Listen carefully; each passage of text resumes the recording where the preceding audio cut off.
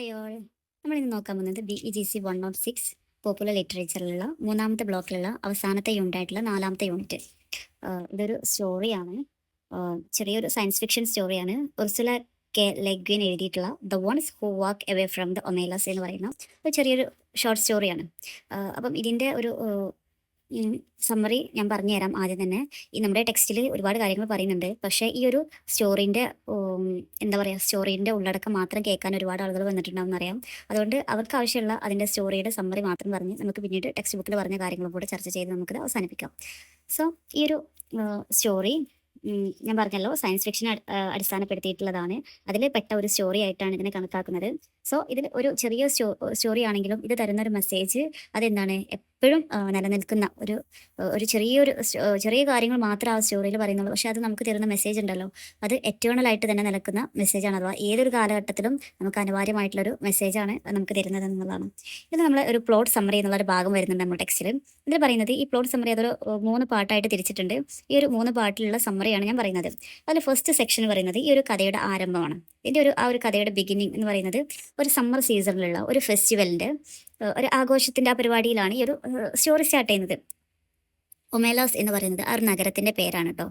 ഭയങ്കര സന്തോഷമായിട്ടുള്ള, ഭയങ്കര എന്താണ്, ഡാൻസ്, ലൈറ്റ്, സോങ് ഒക്കെ ഉള്ള ഭയങ്കര ഒരുപാട് വിശാലമായിട്ടുള്ള വഴികളുള്ള, ഒരുപാട് പാർക്കുകളുള്ള, എല്ലാം നിറഞ്ഞിട്ടുള്ള ഒരു സെലിബ്രേറ്റ് ചെയ്യാൻ പറ്റുന്ന അത്രയും ഒരു ഉട്ടോപ്യൻ സിറ്റി ആയിട്ടാണ് നമ്മുടെ ഒമേലാസിനെ പറയുന്നത്. നമ്മൾ ഉട്ടോപ്യൻ സിറ്റി എന്നത് എന്താണെന്ന് നമ്മൾ കഴിഞ്ഞ യൂണിറ്റിൽ പഠിച്ചു. എന്താണ്, നമ്മളൊരു സങ്കല്പ ലോകം. മേ ബി അങ്ങനെ ഉണ്ടായിക്കൂടാ എന്ന് നമുക്ക് പറയാൻ പറ്റൂല. പക്ഷേ ഇപ്പം നിലവിൽ അങ്ങനെ ഉണ്ടാവില്ല. ഭാവിയിൽ ചിലപ്പം അങ്ങനെ ഉണ്ടായേക്കാം എന്നേ പറയാൻ പറ്റുള്ളൂ. അപ്പം എന്താണ്, ഒരു വിഷമങ്ങളോ ഒന്നുമില്ലാത്ത, ഭയങ്കര ആളുകളൊക്കെ ഭയങ്കര എൻജോയ്മെൻറ്റ് ചെയ്യുന്ന, ഒരു പോവർട്ടി ഇല്ലാത്ത, ഒരു കാസ്റ്റ് ഡിഫറൻസ് ഇല്ലാത്ത, ഒരു രാജാവില്ലാത്ത, ഒരു രഹസ്യ പോലീസ് ഇല്ലാത്ത, അങ്ങനത്തെ ഒരു പരിപൂർണമായിട്ടുള്ള ഒരു നഗരം. ഭയങ്കര ഹാപ്പിനെസ്, ഭയങ്കര സന്തോഷം. അവിടുത്തെ ആളുകളൊക്കെ ഭയങ്കര സന്തോഷത്തിലാണ് അവിടെ ജീവിക്കുന്നത്. കള്ളന്മാരില്ല, അങ്ങനത്തെ ഒന്നും നമ്മളെ ഭീഷണിപ്പെടുത്തുന്ന, ത്രെട്ടൻ ചെയ്യുന്ന ഒന്നും തന്നെ ആ ഒരു നഗരത്തിലില്ല. ആ ഒരു നഗരം ആണ് ഒമാലാസ് എന്ന് പറയുന്ന ഒരു നഗരം എന്ന് പറയുന്നത്. അതിന് നമ്മൾ അതിൻ്റെ ഈ പേരാണ് നമ്മൾ ഈ ഉട്ടോപ്യൻ സിറ്റി എന്ന് കഴിഞ്ഞ ക്ലാസ്സിൽ പഠിച്ചിട്ടുണ്ട്. അതിനൊരു എക്സാമ്പിൾ ആയിട്ടാണ് ഈ ഒമാലാസ് നഗരത്തിനെ കുറിച്ചിട്ട് നമ്മുടെ ടെക്സ്റ്റിൽ പറയുന്നത്. ഇതിൽ ഈ ഒരു പ്ലോട്ട് സമ്മറി കഴിഞ്ഞിട്ട് ഇതിൽ ചെറിയൊരു കാര്യം പറയുന്നത് വെച്ചാൽ നരേറ്റേഴ്സ് ട്രിക്ക് വരുന്നുണ്ട് അതിൽ. എന്ന് പറയുമ്പം ഇത്രയും മനോഹരമായിട്ടുള്ള ഒരു നഗരത്തെ കുറിച്ചിട്ട് പറയുമ്പം ഈ ഒരു കാര്യങ്ങളൊക്കെ നരേറ്റർ പറയുന്നത് ശരിക്കും നമ്മുടെ റീഡേഴ്സിനോട് നേരിട്ട് ഡയറക്റ്റായിട്ട് സംസാരിക്കുന്ന രീതിയിലാണ് ഈ ഒരു നഗരത്തെക്കുറിച്ചിട്ടൊക്കെ പറയുന്നത്. അപ്പം എന്താണ്, ആ നഗരത്തെക്കുറിച്ചിട്ട് അത്രയും വർണ്ണിച്ചു കഴിഞ്ഞിട്ട് നമ്മുടെ നരേറ്റർ പറയാണ്, നിങ്ങൾക്ക് എന്താണ് നിങ്ങളുടേതായിട്ടുള്ള രീതിയിൽ ഒരു ഫാൻറ്റസി സ്റ്റൈലിൽ വേണമെങ്കിൽ നിങ്ങൾക്ക് എന്തെല്ലാം ചിന്തിക്കാൻ കഴിയുന്നുണ്ടോ അതൊക്കെ ആ നഗരത്തിലേക്ക് നിങ്ങൾക്ക് ചേർക്കാമെന്ന് നമ്മുടെ നരേറ്റർ നമ്മളോട് പറയുന്നുണ്ട്. അഥവാ ഈ ഒരു ശൈലി എന്ന് പറയുന്നത് നമ്മൾ പറഞ്ഞ ഈ ഒരു ഉട്ടോപ്യൻ സിറ്റിക്ക് എന്താണ് ഒരു കോ ക്രിയേറ്റ് റീഡേഴ്സിനെ ആക്കാൻ വേണ്ടിയിട്ടാണ് ഇതിൽ കാണിക്കുന്നത്. അത് നമുക്ക് വിട്ടു തന്നു ആ നഗരത്തിനെ പിന്നെ എന്തിനൊക്കെ പറഞ്ഞ് വർണ്ണിക്കണം എന്നുള്ളത് ആ ഒരു നരേറ്റർ നമുക്ക് വിട്ടു തരികയാണ് ചെയ്യുന്നത്. അപ്പോൾ എന്താണ്, അതൊക്കെ നമുക്ക് എന്തെല്ലാം കാര്യങ്ങൾ ആഡ് ചെയ്യാൻ പറ്റുമോ അതൊക്കെ നമ്മുടെ മനസ്സിൽ സങ്കല്പിക്കുക, അതാണ് അവിടെ പറയുന്നത് കേട്ടോ. അതുപോലെ തന്നെ അതിൽ ഒന്നാമത്തെ സെക്ഷന് അത്രയേ ഉള്ളൂ, ആ ഒരു നഗരത്തെ കുറിച്ചിട്ടാണ് പറയുന്നത്. രണ്ടാമത്തെ സെക്ഷന് പറയുന്നത് ഈ ഒമേലാസ് എന്ന് പറയുന്ന ഈ ഒരു നഗരത്തിൻ്റെ ഈ ഒരു സന്തോഷത്തിനുള്ള കാരണം എന്ന് പറയുന്നത് ഒരു കുട്ടി അനുഭവിക്കുന്ന ഒരു ദുരിതമാണ് എന്നുള്ളതാണ് പറയുന്നത്. അഥവാ ഒരു കുട്ടി, ഒരു 10 വയസ്സോളം പ്രായമുള്ള ഒരു കുട്ടി, ആ കുട്ടീൻ്റെ ജെൻഡർ റിവീൽ ചെയ്യുന്നില്ല, അതാണാണോ പെണ്ണാണോ എന്നൊന്നും പറയുന്നില്ല. ആ ഒരു കുട്ടി പക്ഷേ 6 വയസ്സ് മാത്രമേ കുട്ടി കണ്ടാൽ തോന്നിക്കുള്ളൂ. ആ ഒരു കുട്ടി എന്താണ്, അവിടെ ഏറ്റവും മോശപ്പെട്ട ഒരു ബിൽഡിങ്ങിൽ, ഏറ്റവും മോശപ്പെട്ട ഒരു ഏരിയയിൽ, എന്താ പറയുക, ഒരു വേസ്റ്റുകൾ നിറഞ്ഞ ഒരു അടച്ചിട്ട ഒരു ഇരുട്ടുള്ള ഒരു മുറിയിൽ ഒരു കുട്ടി അതിനുള്ളിൽ കഴിയുന്നുണ്ട്. ആ ഒരു എന്താണ്, അവിടെ ഒരു ലൈറ്റ് ഇല്ല, അതുപോലെ ഒരു വൃത്തിയില്ലാത്ത എല്ലാ വേസ്റ്റുകളും അടക്കിയിട്ടിരിക്കുന്ന ഒരു റൂമിൻ്റെ ഉള്ളിൽ ആ കുട്ടിയെ അടച്ചിട്ടിരിക്കുകയാണ്.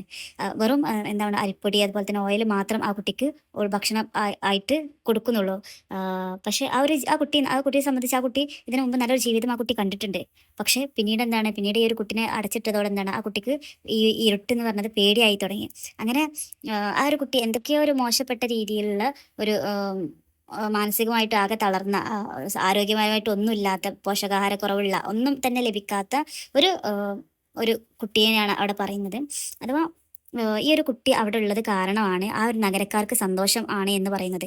കാരണം അവരൊക്കെ അനുഭവിക്കേണ്ട എന്തെങ്കിലും വിഷമഘട്ടങ്ങളാണെങ്കിൽ പോലും എല്ലാം ഈ ഒരു കുട്ടിക്ക് ബലിയാടാക്കിയിട്ട് എന്താണ്, അവർ ഈ അവരുടെ സന്തോഷങ്ങൾ അടിച്ചു പൊളിക്കുകയാണ് എന്നുള്ളതാണ്. അപ്പം ആ നഗരത്തിലുള്ള ഓരോ ആളുകളും ഒരു 8-12 വയസ്സാകുന്ന കുട്ടികളൊക്കെ എന്താണ്, ഈ കുട്ടീനെ കാണാൻ വേണ്ടിയിട്ട് വരും.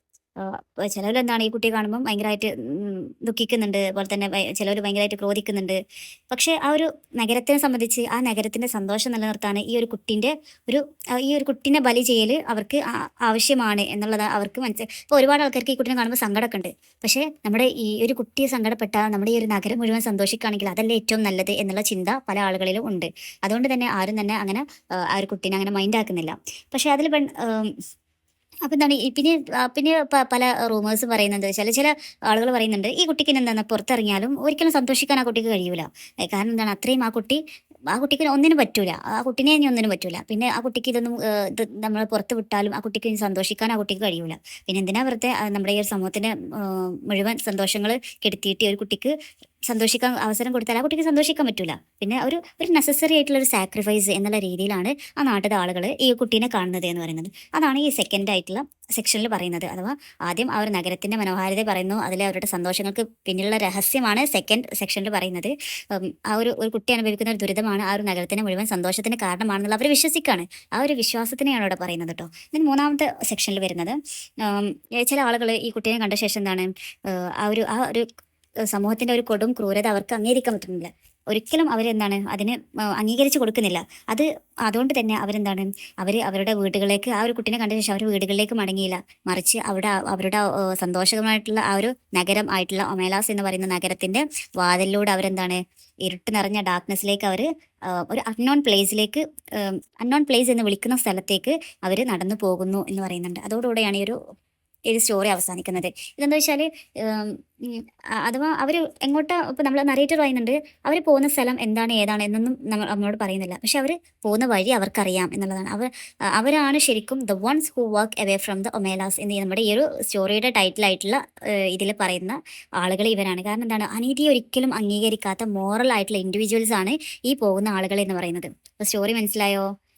ഇതാണ് ഈ ഒരു സ്റ്റോറിയിൽ പറയുന്നത്. എന്താണ് നഗരത്തെ കുറിച്ചിട്ട് പറയുന്നുണ്ട്, നഗരത്തിലുള്ള സന്തോഷത്തിന്റെ രഹസ്യം പറയുന്നുണ്ട്. ദെൻ അത് കണ്ടിട്ട് അത് സഹിക്കാൻ പറ്റാതെ ഒരു വിഭാഗം ആളുകൾ ആ നഗരം വിട്ടു പോകുന്നതും പറയുന്നുണ്ട്. ഇതാണ് ഇതിന്റെ ഒരു സമ്മറി എന്ന് പറയുന്നത്. നമുക്ക് കുറച്ച് കാര്യങ്ങൾ ടെക്സ്റ്റിൽ പറയുന്നുണ്ട്, അത് നോക്കിയിട്ട് പോവാട്ടോ. ആദ്യം നമ്മുടെ എഴുത്തുകാരനെ കുറിച്ചിട്ട് നോക്കാം. ഉർസുല കെ ലെ ഗിൻ 1929 മുതൽ 2018 വരെയാണ് അവരുടെ ഒരു ലൈഫ് സ്പാൻ എന്ന് പറയുന്നത്. അമേരിക്കൻ സയൻസ് ഫിക്ഷനും അതുപോലെ തന്നെ ഫാന്റസി ലിറ്ററേച്ചേഴ്സിനൊക്കെ ഒരു പുതിയൊരു സ്ട്രക്ചർ തന്നെ കൊടുത്തിട്ടുള്ള ഒരു എഴുത്തുകാരിയാണ് ഇവര്. പ്രത്യേകിച്ച് സയൻസ് ഫിക്ഷനൊക്കെ എടുക്കുമ്പോൾ അതുപോലെ തന്നെ ഫെമിനിസ്റ്റ് സയൻസ് ഫിക്ഷൻസ്, ഉട്ടോപ്യ ഇങ്ങനത്തെ സംഭവങ്ങൾ അടിസ്ഥാനപ്പെടുത്തിയിട്ടാണ് അവരുടെ പല റൈറ്റിങ്സും ഉള്ളത്. നമ്മൾ ഇതിലുള്ള ഒരു ഇൻട്രൊഡക്ഷനിൽ പറയുന്ന ഒരു കാര്യമാണ് ഈ ഒരു സ്റ്റോറിയെ നമുക്ക് എന്താണ് പോസ്റ്റ് മോഡേണിസ്റ്റ് പാരബിൾ ആയിട്ടും അതുപോലെ തന്നെ ഫേബിൾ ആയിട്ടും നമുക്ക് വായിക്കാൻ പറ്റുന്ന സ്റ്റോറിയാണെന്നുള്ളത്. അപ്പോൾ നമ്മൾ എന്താണ് അതെന്ന് അറിഞ്ഞിരിക്കണം. പോസ്റ്റ് മോഡേണിസ്റ്റ് പാരബിൾ എന്ന് പറയുന്നത് ഇതൊരു ഈ ഒരു ലിറ്ററേച്ചേഴ്സിന് കുറച്ച് പ്രത്യേകതയുണ്ട്. അഥവാ ഒരു നിശ്ചിതമായിട്ടുള്ളൊരു സത്യം ഇതിനുണ്ടാവില്ല.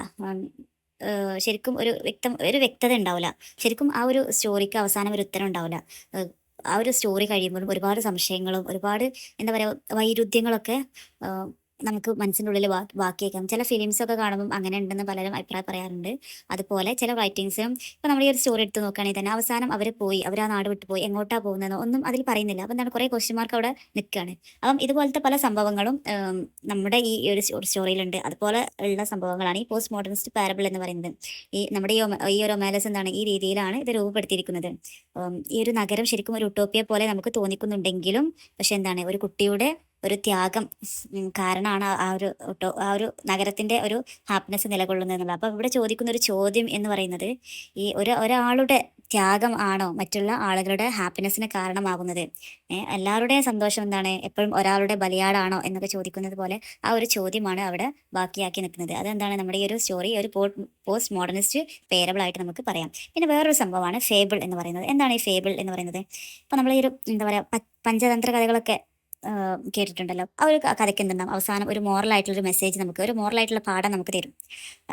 ഇപ്പം നമുക്ക് നോക്കാം ഇത് നമുക്ക് ഫാബിളായിട്ട് വായിച്ചൂടെ? കാരണം ഇതെന്താണ് ഒരാളുടെ ദുരിതം ഉപയോഗിച്ച് എന്താണ് മറ്റുള്ള ആളുകളിൽ സന്തോഷം ഉണ്ടാക്കുന്നുണ്ട്. അപ്പം എന്താണ് ഒരാളുടെ ദുരിതം കണ്ടിട്ടുള്ള ആളുകളുടെ സന്തോഷം അത്ര നല്ലതല്ല. ആ ഒരു സ്വഭാവം അത്ര നല്ല സംഭവമല്ല എന്നുള്ളൊരു പാഠം നമുക്കതിൽ തരുന്നുണ്ട്. ഏറ്റവും മോശപ്പെട്ട സ്വഭാവമല്ലേ നമുക്ക് സന്തോഷിക്കാം, മറ്റൊരാളെ വേദനിപ്പിക്കുക എന്ന് പറയുന്നത് അതൊരു മോശപ്പെട്ട ഒരു സ്വഭാവമാണ്. സോ അങ്ങനെ ചെയ്യാൻ പാടില്ല എന്നുള്ളൊരു മെസ്സേജ് നമുക്ക് ഇതിലൂടെ തരുന്നുണ്ട്. ഒരു മോറൽ മെസ്സേജാണ് നമുക്ക് ഈ ഒരു ഫാബിളിലൂടെ നമുക്ക് കൈമാറുന്നത്. അതാണ് ഇവിടെ പറയുന്നത് കേട്ടോ. പിന്നീട് പോയറ്റിക് വർക്ക്സ് എന്ന് പറഞ്ഞ കുറച്ച് ഭാഗത്തിൽ പറഞ്ഞു 1973 ഈ ഒരു ഷോർട്ട് സ്റ്റോറി പബ്ലിഷ് ചെയ്തിട്ടുള്ളത്. പല അവാർഡുകളും കിട്ടിയിട്ടുണ്ട് ഇതിന്. പിന്നീട് നമുക്ക് ഇമ്പോർട്ടൻ്റ് ആയിട്ട് പറയുന്ന വേറെ ടോപ്പിക്കാണ് യുട്ടോപ്പിയ ആൻഡ് സയൻസ് ഫിക്ഷൻ എന്ന് പറയുന്നത്. 1874 തോമസ് മോർ ആണ് ഈ ഒരു യുട്ടോപ്പിയ എന്നുള്ളൊരു പദം ആദ്യമായിട്ട് ഉപയോഗിക്കുന്നത്. ഈ യുട്ടോപ്പിയ എന്ന പദത്തിന് നോൺ എക്സിസ്റ്റൻ്റ് പ്ലേസ്, അതുപോലെ തന്നെ ഗുഡ് പ്ലേസ് എന്നൊക്കെയാണ് ഇതിന് അർത്ഥമുള്ളത്. അഥവാ യുട്ടോപ്പിയ എന്ന് പറയുന്നത് നിലവിൽ നമ്മുടെ സൊസൈറ്റിയേക്കാൾ, നമ്മുടെ സമൂഹത്തേക്കാൾ മികച്ചൊരു മുന്നേറ്റം തന്നെയാണ് ഈ യുട്ടോപ്പിയ എന്നുകൊണ്ട് ഉദ്ദേശിക്കുന്നത്. പൊളിറ്റിക്കൽ ആയിക്കോട്ടെ, സോഷ്യൽ ആയിക്കോട്ടെ, ഇതിൻ്റെയൊക്കെ ഒരു ചേഞ്ചാണ് ഉദ്ദേശിക്കുന്നത്. അഥവാ ഈ യുട്ടോപ്പിയ എന്ന് പറയുമ്പോൾ മനുഷ്യന്മാർക്ക് കുറച്ച് ഹോപ്പ് നൽകുന്നുണ്ട്. അതുപോലെ തന്നെ ഈ യുട്ടോപ്പിയ സയൻസ് ഫിക്ഷൻ തമ്മിലുള്ള ബന്ധം എന്താണെന്ന് ചോദിച്ചാൽ, ശരിക്കും നമ്മുടെ യാഥാർത്ഥ്യത്തിൽ നമുക്ക് എങ്ങനെ വേണം എന്നതിനെ ദൂരെ നിന്ന് നോക്കാൻ വേണ്ടിയിട്ട് സഹായിക്കുന്ന ഒരു സാഹിത്യ രൂപമാണ് എന്ത് യുട്ടോപ്പിയ എന്ന് പറയുന്നത്. അപ്പോൾ ഇപ്പം നമ്മുടെ ഇടയിലൊക്കെ എന്താണ് പല രോഗങ്ങൾ, പല പ്രശ്നങ്ങൾ നമ്മൾ ഫേസ് ചെയ്യുന്നുണ്ട്. ഇതൊന്നും ഇല്ലാത്തൊരു ലോകത്തെയാണ് നമ്മൾ പ്രതീക്ഷിക്കുന്നതെങ്കിൽ അതാണ് യുട്ടോപ്പിയ എന്ന് പറയുന്നത്. മനസ്സിലായല്ലോ? പിന്നീട് ടെക്സ്റ്റിൽ പ്ലോട്ട് സമ്മറി വരുന്നുണ്ട്. We have already told about this.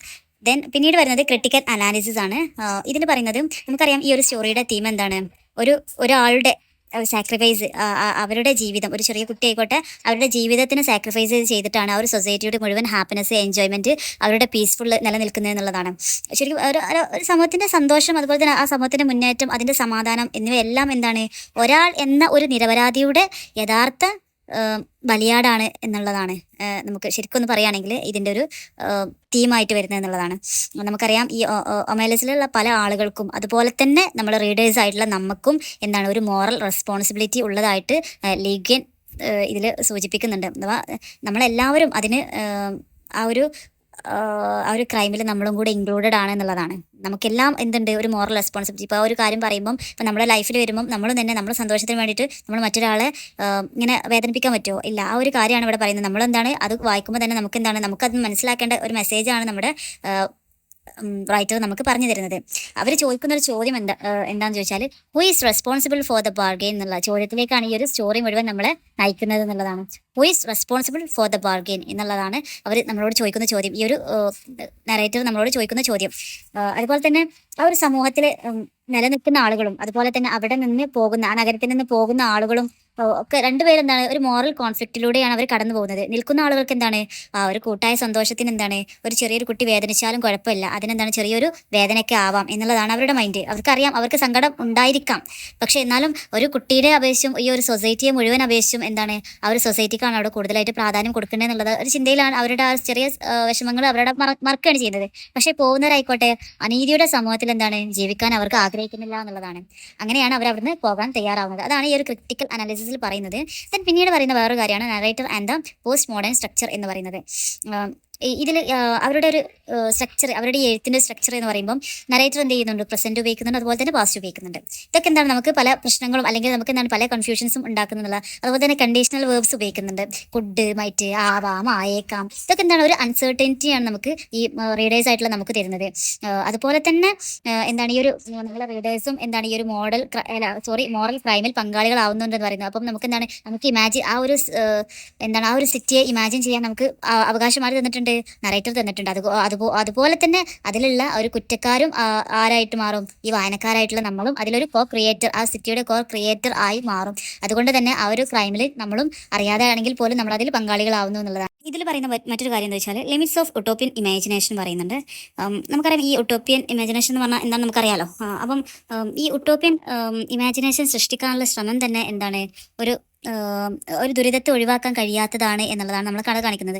ശരിക്കും ഈ ഏതൊരു യുട്ടോപ്യൻ സൃഷ്ടി ഉണ്ടാക്കുകയാണെങ്കിലും അതിന് പിന്നിൽ എന്തായിരിക്കും, ഒരു ദുരിതം ഉണ്ടാവും. സോ അതുകൊണ്ട് എന്താണ്, നമുക്ക് ഈ യുട്ടോപ്യൻ ഇമാജിനേഷൻ എന്ന് പറയുന്നത് അതൊരു പോസിബിൾ ആയിട്ടുള്ള കാര്യമല്ല. അതിൽ എന്തെങ്കിലും അപാകതകൾ വരുത്താൻ ഉണ്ടാവാൻ ചാൻസ് ഉണ്ട്. സോ അതെന്താണ്, ഒരു തനതായിട്ടുള്ള ഒരു ഇമാജിനേഷൻ അല്ല എന്നുള്ള രീതിയിലാണ് പറയുന്നത്. അതുപോലെ തന്നെ ജെൻഡർ പെർസ്പെക്റ്റീവ് പറയുന്നതിൽ ഈ നഗരത്തിൻ്റെ ഒരു ആദ്യത്തെ ഒരു ചിത്രീകരണം ഒക്കെ അത്രയും മനോഹരമായിട്ടുള്ള ഒരു പ്രകൃതി രമണീയമായിട്ടുള്ള കാര്യങ്ങളൊക്കെ അതിൽ പറയുന്നുണ്ട്. അപ്പോൾ അതിൻ്റെയൊക്കെ ഒരു ചിത്രീകരണം എന്ന് പറയുന്നത് ഒരു മദേർലി വാം ആയിട്ടുള്ള ഒരു ഫെമിനൈൻ ഇമേജറിയാണ് നമുക്ക് അതിലൂടെ തരുന്നത്. ഒരു അമ്മയുടെ വാത്സല്യം പോലത്തെ അത്രയും മനോഹരമായിട്ടുള്ള ഒരു സമൂഹത്തിനെ കുറിച്ച് അവർ പറയുമ്പം ഒരു സ്ത്രീയുടെ ഒരു കഥാപാത്രം എന്നുള്ള രീതിയിലാണ് ആ ഒരു സിറ്റിയെ തന്നെ അവിടെ വർണ്ണിക്കുന്നത്. പക്ഷേ പിന്നീട് ആ ഒരു ദുരിതം അനുഭവിക്കുന്ന കുട്ടിയിലേക്ക് എത്തുമ്പം ആ ഒരു ജെൻഡർ അവിടെ ന്യൂട്രൽ ആവാണ് ചെയ്യുന്നത്. ആ കുട്ടിയുടെ ജെൻഡർ എന്താണെന്ന് അവിടെ പറയുന്നില്ല. അത് ആൺകുട്ടിയാണോ അഥവാ പെൺകുട്ടിയാണോ എന്നൊന്നും അവിടെ പറയുന്നില്ല. അഥവാ എല്ലാ ജെൻഡറിനും ഈ ബാധകമായിട്ടുള്ള ഒരു പീഡനം എന്നുള്ള രീതിയിലാണ് നമ്മുടെ നരേറ്റർ അതിനെ സൂചിപ്പിക്കുന്നത്. എന്നാൽ എല്ലാ ആണായിക്കോട്ടെ പെണ്ണായിക്കോട്ടെ എല്ലാ ജെൻഡറിനും എന്താണ് ഈ ഒരു ഇത് ബാധകമാണ് എന്നുള്ളതാണ് പറയുന്നത്. അതുപോലെ അവിടെ നിന്ന് നടന്നു പോകുന്ന ആളുകളെ സംബന്ധിച്ച് എന്താണ് ഈ കുട്ടിയുടെ ദുരിതം അവർക്ക് അംഗീകരിക്കാൻ കഴിയുന്നില്ല. അവർ പോകുന്നത് എന്താണ് ഒരു അൺനോൺ ആയിട്ടുള്ള ഒരു ഡാർക്ക് പ്ലേസിലേക്കാണ് പോകുന്നത്. എന്താണ് അങ്ങോട്ടാണ് പോകുന്നത്, ഇന്ന സ്ഥലത്തേക്കാണ് പോകുന്നതെന്ന് അവർ നമ്മുടെ നറേറ്റർ നമുക്ക് പറയുന്നില്ല. അതുപോലെ എങ്ങോട്ടാണെന്നുള്ള സ്പെസിഫിക് ആയിട്ടുള്ള ഒരു പ്ലേസും അവർ പറയുന്നില്ല. എന്താണ് ഒരു ഡാർക്ക്നെസ്സിലേക്കാണ് അവർ പോകുന്നത്. പക്ഷെ അവർ പോകുന്ന സ്ഥലം അവർക്ക് നന്നായിട്ടും അറിയാം എന്നുള്ളത് മാത്രമേ പറയുന്നുള്ളൂ. ഒരു ഭയങ്കര കൺഫ്യൂസിംഗ് ആയിട്ടുള്ള ഒരു എൻഡിങ്. അവർ എങ്ങോട്ടായിരിക്കും പോയത് എന്നുള്ള പല ചോദ്യങ്ങളും ഈ ഒരു സ്റ്റോറി അവസാനിച്ചതിന് ശേഷം ആയാലും അവിടെ ബാക്കി നിൽക്കുകയാണ്. ഇതാണ് ഈ ഒരു പോസ്റ്റ് മോഡേൺ സ്ട്രക്ചർ എന്നതുകൊണ്ട് അതൊക്കെ ഇതിൻ്റെ ഒരു ഭാഗമായിട്ട് കണക്ക് കൂട്ടാം. പിന്നെ ഇതൊരു ക്രിട്ടിക്കൽ യുട്ടോപ്പിയാണ് ഇതിൽ കാണിക്കുന്നതെന്ന് പറയുന്നുണ്ട്. അഥവാ ഈ ഒരു ശരിക്കും ഒരു യുട്ടോപ്പിയ എന്ന് പറഞ്ഞാൽ ആ ഒരു സിസ്റ്റത്തിന്റെ ഭംഗിയല്ല പ്രധാനം, മറിച്ച് എന്താണ് അവിടെയുള്ള ഹ്യൂമൻ ആക്ഷൻസിന്റെ അതുപോലെ തന്നെ അവരുടെ ഹ്യൂമൻ്റെ റെസ്പോൺസിബിലിറ്റിക്കാണ് കൂടുതൽ അവിടെ പ്രാധാന്യം കൊടുക്കുന്നത് എന്നുള്ളതാണ്. ആ ഒരു മനോഹരമായിട്ടുള്ള നഗരത്തെ കുറിച്ചിട്ട് പറയുമ്പം ആ നഗരത്തിന്റെ ഭംഗിയിലല്ല മനുഷ്യന്മാരുടെ പ്രവൃത്തിയിലാണ് എന്തുള്ളത് ശരിക്കുമുള്ള റെസ്പോൺസിബിലിറ്റി അവിടെ ഉള്ളത്. അതിനാണ് ഏറ്റവും കൂടുതൽ ഇമ്പോർട്ടൻ്റ് ഉള്ളത് എന്നുള്ളതാണ് അവസാനം പറയുന്നത് കേട്ടോ. സോ ഇതോടുകൂടെ ഈ ഒരു യൂണിറ്റ് അവസാനിച്ചിരിക്കുന്നു. ഞാൻ നല്ല ഭംഗിയിൽ തന്നെ പറഞ്ഞിട്ടുണ്ടെന്ന് മനസ്സിലാവുന്നു. ഏതെങ്കിലും പ്രശ്നം ഉണ്ടെങ്കിൽ കമൻറ്റ് ചെയ്യാം കേട്ടോ.